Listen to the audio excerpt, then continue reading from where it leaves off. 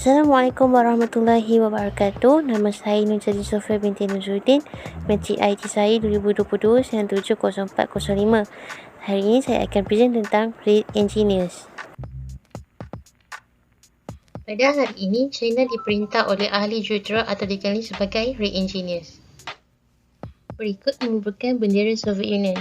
Soviet Union ini merupakan kesatuan Republik Sosialis Soviet. Soviet Union ini dijadikan model oleh China dan negara-negara komunis yang lain.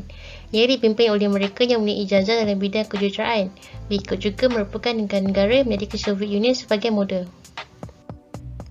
Li Ping merupakan Perdana Menteri China dari tahun 1989 sehingga 1998. Beliau digelar Baca Origin berikutan demonstrasi 1989 di dataran Tiananmen. Beliau telah melantik 18 daripada 24 anggota kabinetnya adalah jujera dalam Kongres Chinese Communist Party atau CCP pada 2002 yang sebelumnya diperintah oleh Parti Nasionalis China iaitu Kuomintang.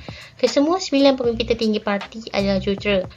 Buku Race of the Read Engineers yang dikarya oleh Zhou and Rees memfokuskan kepada Universiti Tsinghua. Universiti ini merupakan penyelidikan awam kebangsaan di Beijing, China. Sebuah universiti kejuruteraan khusus yang graduannya merupakan menjadi eksekutif tertinggi negara. Universiti ini telah diwujudkan pada tahun 1911 oleh Amerika menggunakan kewangan yang disediakan oleh kerajaan China. Ia merupakan sebuah sekolah yang dibina dengan tujuan untuk menghantar murid China ke Amerika. Pada tahun 1946, separuh daripada 134 profesor dan profesor bersekutu di universiti itu adalah pemegang PhD dari universiti berprestij di Amerika. Mao Zedong memindahkan kiblat sistem pendidikan tinggi China daripada pendidikan Amerika yang lebih komprehensif dan menyeluruh kepada pendidikan Soviet yang lebih fokus dan rigid. Pada tahun 1952, Universiti Tsinghua menjadi Universiti Kejuruteraan dan Seni Bina, Kemanusiaan dan Sains, kemudiannya dipindahkan ke Universiti Peking, dikenali sebagai Beida atau Universiti Beijing, sebuah universiti penting di Beijing, China dan ahli Liga 9 Universiti Elit China. Pertanian dan reka bentuk pesawat telah dipindahkan ke kolej dan program yang lebih khusus. Sukatan Pelajaran Baru Soviet menggantikan buku teks Amerika. Buku teks Amerika juga telah digantikan dengan buku teks Soviet. Guru, birokrat, intelektual dan tokoh politik telah dianiaya, dihina secara terbuka, dipukul dan diseksa. Universiti dan sekolah terpaksa ditutup, teater dan pawagam diharamkan dan buku perlu dimusnahkan jika tidak mematuhi ciri yang diluluskan oleh propaganda kerajaan. Semasa Kultur Revolusi 1996 hingga 1998, Mao Zedong mempropagandakan bahawa China perlu menyingkirkan 4 perkara lama iaitu idea lama, adat lama, budaya lama dan tabiat lama. Mao Zedong menubuhkan pengawal merah atau Red Guard yang terdiri dari pelajar pengajian tinggi dan juga pelajar sekolah yang menyerang setiap titik nilai-nilai tradisional China. Mao mahu lebih ramai orang memperoleh pendidikan, jadi dia mengurangkan tempoh masa pelajar perlu belajar. Ringkasnya, universiti itu dijadikan kilang. Jujera amat diperlukan untuk menjadikan China sebagai negara perindustrian. Bilangan graduan kejuruteraan meningkat dengan 12 kali lipat antara tahun 1947 dan 1995. Daripada 23,035 orang kepada 292,680 orang. Subjek asas matematik dan sains serta teori abstrak juga dihapuskan. Kisah tentang perhubungan antara ilmu dan kuasa dapat dilihat apabila Huang Guanli, seorang jujera hidrolik dilahirkan pada 20 Ogos 1911 di daerah Changsha, Jiangsu yang kini dikenali sebagai Pudong Shanghai, merupakan anak ketiga daripada 6 anak lelaki. Wang Yangpei dan Wang Yuxi telah mendapat pendidikan di Cornell, Universiti Iowa dan Universiti Illinois dan mempunyai pengalaman kejuruteraan empangan yang besar di Amerika Syarikat dan China. Beliau juga adalah seorang profesor Jabatan Kejuruteraan Hidrolik di Universiti Tsinghua dari 1953 hingga 2001. Beliau telah berjalan sejauh 3,000 km di China untuk meninjau sungai dan mengkaji aliran sungai dan mendapan di empangan. Mao Zedong merancang pembinaan empangan Mega San Mirza di Lilu River pada pertengahan 1950-an.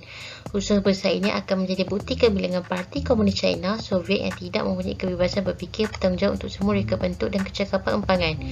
Mereka mengetahui teori saintifik mana yang betul dan mana yang tidak betul. Empangan San Mirza yang berketinggian 390 meter akan menjana 150,000 kilowatt elektrik. Ia akan menenggelamkan 220,000 hektar tanah dan memaksa 900,000 penduduk untuk berpindah. Prof. Wang Wali digelar sebagai Rightis pada 1957 kerana menentang idea empangan. Menurutnya, air di Yellow River mengandungi endapan lumpur yang tinggi sehingga 40%. Akibatnya, empangan ini tidak sesuai untuk sungai berlumpur. Dia dilarang mengajar, pendapatannya berkurang dan dia terpaksa bekerja di tapak pembinaan di Miyun. Pada tahun 1974, dia dipindahkan semula ke Universiti Tsinghua di mana dia diarah melalui jalanan yang dipukul di khayal ramai oleh pelajar di Tsinghua itu sendiri. Disebabkan oleh endapan lumpur, empangan San-Miguel tidak dapat menjalani kuasa hidro seperti yang dianjurkan apabila ia siap pada tahun 1992. Runtuhan lumpur ini membanjiri sebuah bandar 2 tahun kemudian. Pada tahun 1994, projek ini dianggap tidak memuaskan oleh Mao Zedong. Mao Zedong mengarahkan untuk diletupkan. Empangan San-Miguel adalah contoh projek yang dibina atas kuasa, walaupun fakta bahawa saintis telah mengiktiraf dari awal bahawa ia tidak sesuai dan berbahaya untuk dibina. 1976 empangan telah gagal pada tahun 1980, iaitu 100% setiap tahun secara purata. Ia dibina tanpa mengambil kira atau melalui proses penilaian kesal alam sekitar EIA. Pembangunan empangan masih banyak dipenuhi oleh kuasa dan bukannya pemahaman pada masa kini. Berikut merupakan kegagalan empangan di negara China. Joe Edris yang bukan seorang pengarang dan juga pensyarah di sebuah kolej di Amerika. Beliau mengarang List of the Engineers yang telah dikeluarkan pada tahun 2009. Kajian Joe Edris mengenai China didorong oleh fakta-fakta bahawa ia adalah bandar ke-16 paling tercemar di dunia. Pencemaran menjejaskan udara, tanah dan air. Menurut tinjauan 2015, China mempunyai bilangan kes kanser terbesar di seluruh dunia. 4.3 juta kes baharu kanser dan 28 juta kematian berkaitan kanser paru-paru dilaporkan di China. Ketiga, asap dianggap baik dalam budaya China kerana ia berfungsi sebagai jambatan antara dunia fizikal dan alam roh. Yang keempat ialah terdapat 65 juta flat kosong di bandar-bandar China yang baru dibina. Struktur ini dikenali sebagai Ghost City. Kelima, 65 juta meter elektrik tidak mempaparkan sebarang bacaan, menunjukkan ia tidak berpenghuni. Walau bagaimanapun, China menyasarkan untuk terus membina beribu-ribu bandar baharu, ratusan bandar-bandar baharu dan 50,000 bangunan pencakar langit dalam 20 tahun akan datang. Kampung juga akan musnah dan berjuta-juta orang akan dipindahkan. Walaupun moto Go Green dicanang, nampaknya tidak ada petunjuk bahawa ianya akan berhenti. Frank Carter merupakan seorang ahli sejarah yang pakar dan China moden berkata, faham kolektif yang dicanangkan oleh komunisme hanya untuk sesama manusia saja. Haiwan dan tumbuhan tidak tergolong dalam kelompok sesama manusia. Haiwan dan tumbuhan yang dapat memperjuangkan kesejahteraan hidup mereka. Mari kita renungkan bersama pandangan daripada Al-Atas. Seperti yang dinyatakan sebelum ini, sistem pendidikan tinggi China telah berubah daripada sistem Amerika yang menurut kepada sistem Soviet yang lebih terhad dan khusus pada tahun 1992.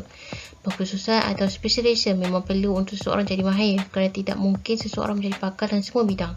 Namun, pengkhususan sempit di peringkat yang terlalu awal akan menjadikan pelajar tidak tahu perkara lain selain bidang pengkhususannya saja. Pengkhususan yang sempit menjadikan ahli sains dan teknokrat menjadi golongan yang paling mudah dimanipulasikan.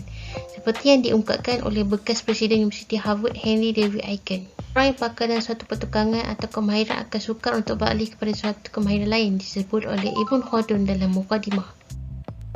Al-Atas juga menekankan kepentingan mempelajari sains dan falsafah Islam untuk mengelakkan kita daripada menjadi mangsa sekularisme dominan dunia barat.